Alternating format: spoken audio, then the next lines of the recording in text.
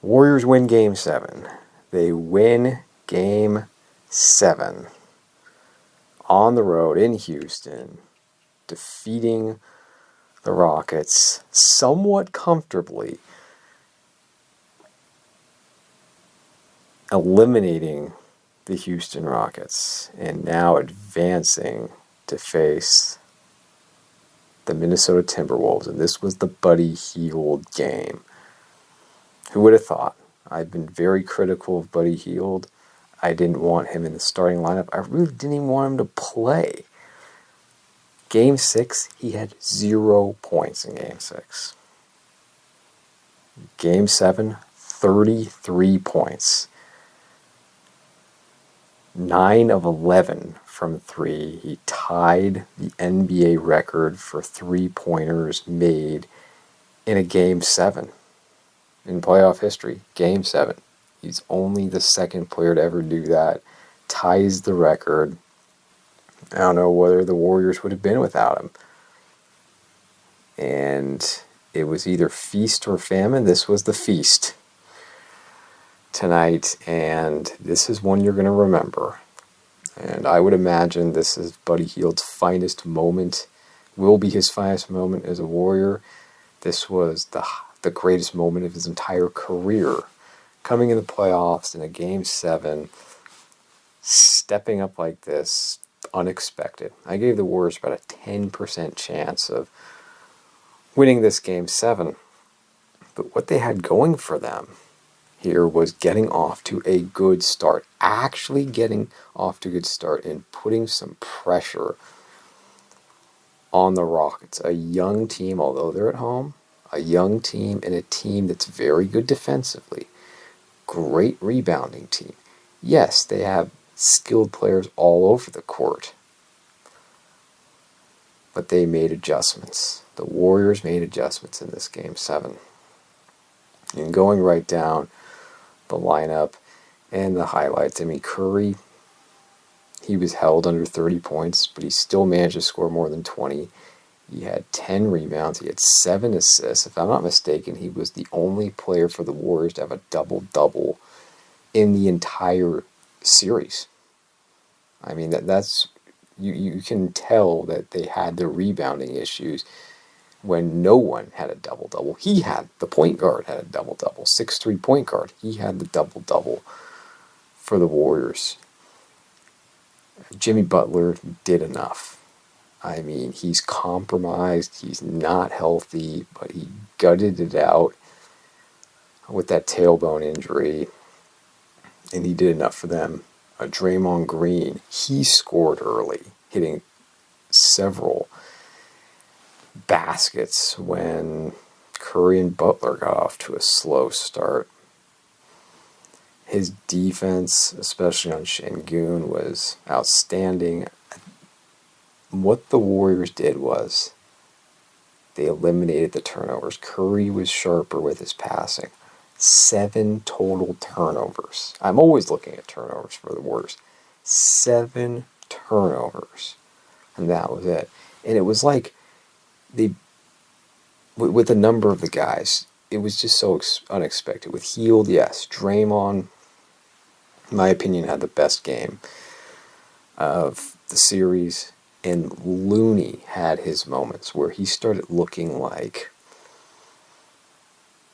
the Looney of the past. I was just saying after Game 6, I mean, what happened to Looney? He just doesn't look like the rebounding Looney, the tough Looney. Better defense, better rebounding.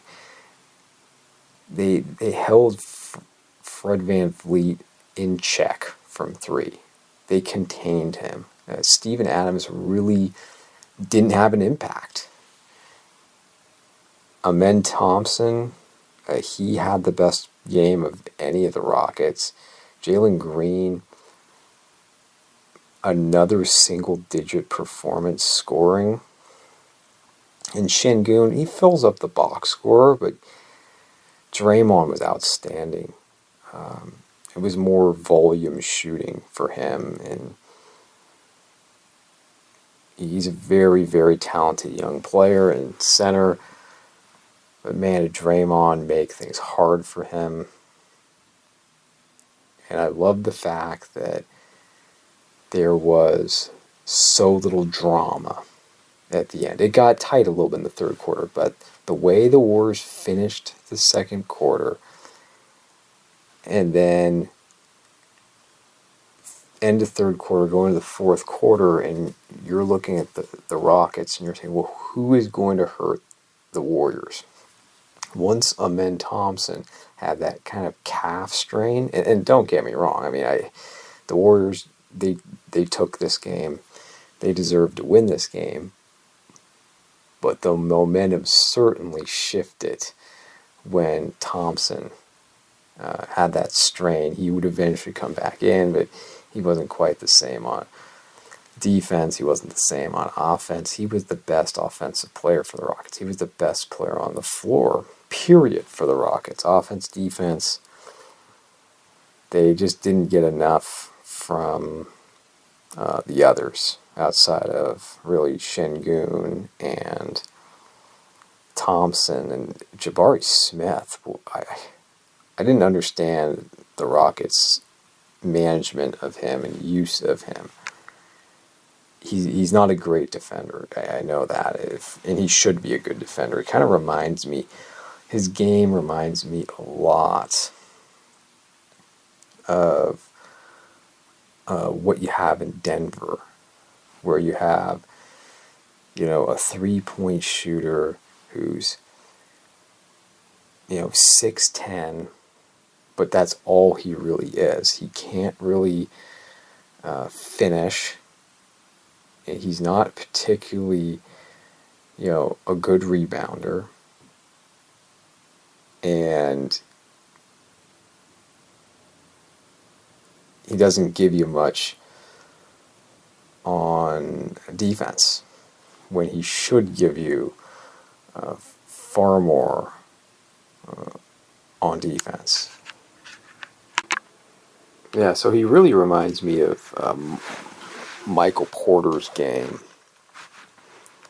I mean, the Rockets have a great young core. They do, but there's work to be done for them, and they weren't ready. They are very talented, but they were not ready for this stage, this Game 7. And I was just comparing it to the way the Rockets, I call the Clippers the Rockets just simply because of, or the Clippers the Rockets, just because of James Harden. I so identified him as a Rocket for so many years, but look at the way the Clippers played against the Nuggets. And that's the difference between Harden and Curry. Two all-time greats, two Hall of Famers, two of the greatest players from their generation, their era, the last, decade plus. Harden in Game 7s. He tightens up. He does not play well under pressure. He's one of the greatest regular season players in NBA history. I do not want James Harden being the best player, the second best player on my team. I thought Kawhi kind of balanced him out, being a very clutch player and big-time playoff. Really an all-time great playoff player in his own regard with what he did and with the Spurs, with the Raptors, and the Nuggets. I mean, much better opponent than the Rockets. They've won a championship. They just ran the Clippers off the court. They were firing on all cylinders. And, I mean, you could say it was an avalanche in Denver. Whew, what they did to the Clippers. And I was just thinking, man, I hope the Warriors come out and they have more fight than what you saw from the Clippers. And they did right away. I mean, it was a different feel for the game. They were able to keep the crowd out of it. I mean, Steve Kerr's very stubborn. I mean, it surprised me that Kuminga got some action right away, but what was the point considering he was so rusty? I mean, he's not going to be effective out there. Trayce Jackson-Davis didn't see any court time. Gary Payton II didn't play because of an illness, and that's a big deal because Payton certainly had his moments in this series, and I was thinking of the guys I would have wanted to start in this series, in this Game 7. I personally would have gone with Curry, Podziemski, Green, Butler, and Payton would have been my starting lineup. But it finally paid off, going with Buddy Hield. 7 turnovers. They protected the ball. As I was saying, Curry, really smart. The Warriors made adjustments, cutting down the turnovers, the ball handling, smart play, not rushing, not gambling unnecessarily on plays, understanding what was at stake, knowing the stage, better rebounding. And man, the Warriors own the Rockets. 5-0, the Steve Kerr era. 5-0, including the 2 conference finals, conference championships against Harden's teams. And I was just reflecting, too, that it's amazing, really, in the first 5 finals, how many injuries there were. It's health. Health in the NBA. I can't remember it being so important. You could come with a major injury in those series. Their first title run, second title run, third, fourth, fifth, all 5 appearances. There were so many major injuries, either for the opponent or for the Warriors in those seasons. And man, just getting to the end and being healthy, and go figure, the younger team, just in this game, who had the injury? Actually, it was the Rockets with Thompson. Not that it prevented him from coming back from the game, but it mattered. It did matter in this one. But the Warriors' ownership of the Rockets, 5-0, in the Kerr era. We talk about football and the 49ers and how they were owned by the Packers for many years in the playoffs. It was 95, 96, 97. They won in 98, but then they lost again in 2001. This is even worse. Even worse, the Warriors' ownership of the Rockets. And from the Rockets' perspective, it's like, you're kidding me. Seriously, we get the number 2 seed, and who's standing in our way? Oh, it's the Warriors again. And Steph Curry. Only 3 points in the first half. It wasn't like the Game 6 in 2019, where he just went off in the second half. But he was better. He was better, much better in the second half. Again, the lack of turnovers, the veteran experience. I don't know how much further the Warriors are going to go.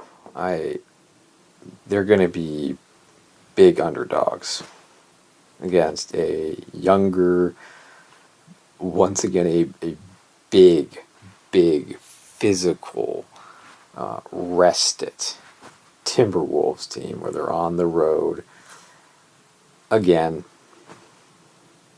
But the pressure is really on the Timberwolves. The Warriors, of course, are going for it. They're old. They're old.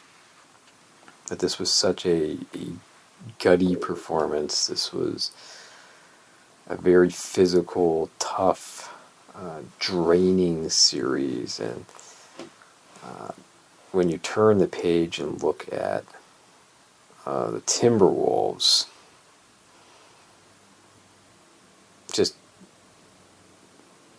there's a lot of things to deal with, because you're not just dealing with the size of Minnesota when you have Randall, Gobert, and Reed. Then you got Anthony Edwards as one of the premier scorers in the NBA, who can beat you in just about every way as a scorer. From three, much improved from a three-point shooting perspective. He can finish, he can do mid-range. He's a complete scorer, and he's not a bad passer either. He can rebound some, he can play some defense. I mean, he's one of the premier players in the sport. And then, you're dealing with just a big team. And for the Warriors to have any chance in this, they are going to have to use the entire roster. You will have to use Kuminga some. You're going to have to use Trayce Jackson-Davis some, because you took so much out of Curry, Butler, and Green just to get to this point. You can't just drive them into the ground right away. And by the way, you're only getting 1 day off. But I'm proud of the Warriors. I'm really proud of them. And my whole thing coming this game was just don't get destroyed. Go down and make the Rockets earn it if you're not going to win. And they did far more than that, winning this and just taking over and really controlling most of the game. I mean, the Rockets had some runs. They made it close.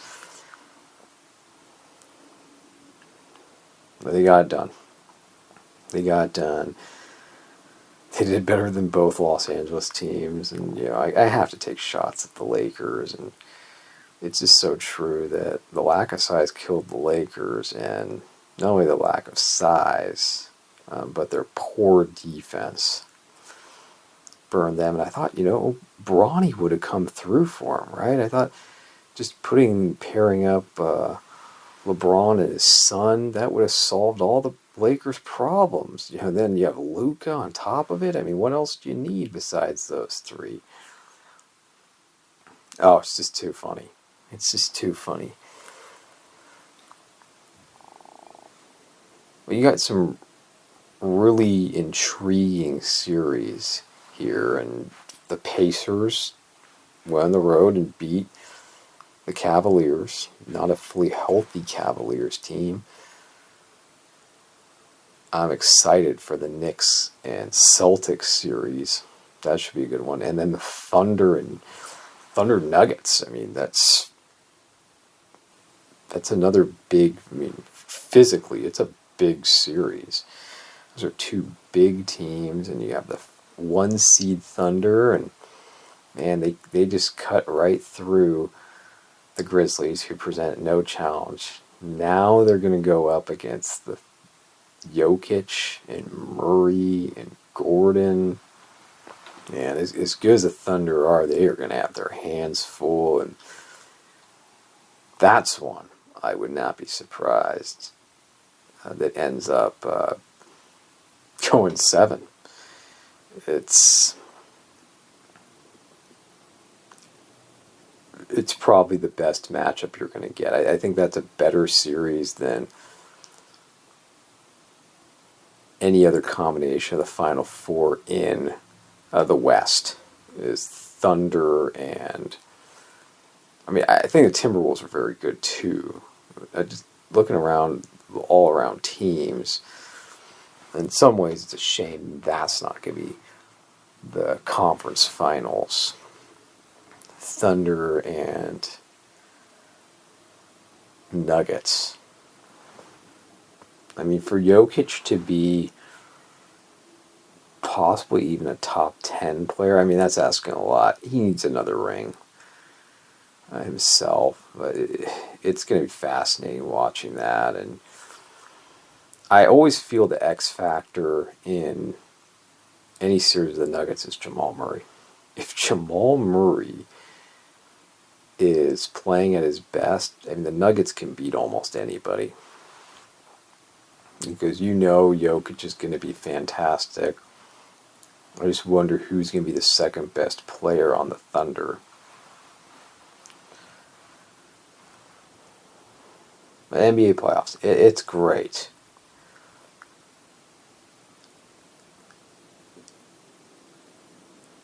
The Nuggets potentially are the best team in the West. I mean, whoever comes out of that series, I think, gets to the finals. I don't like the Warriors against the Timberwolves. I mean, the fact that they had to exert this much to get past the Rockets, and the Rockets were a bad matchup, but the Timberwolves, I think, are once again an extremely difficult matchup, and they're a little more experienced team than what you had with the Rockets.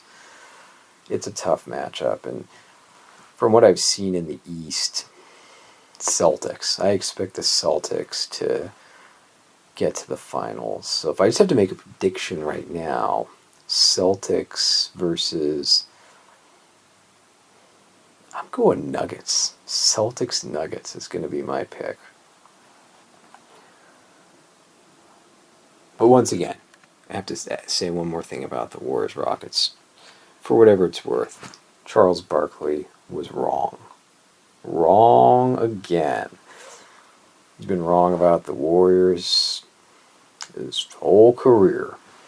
Wrong, wrong, wrong.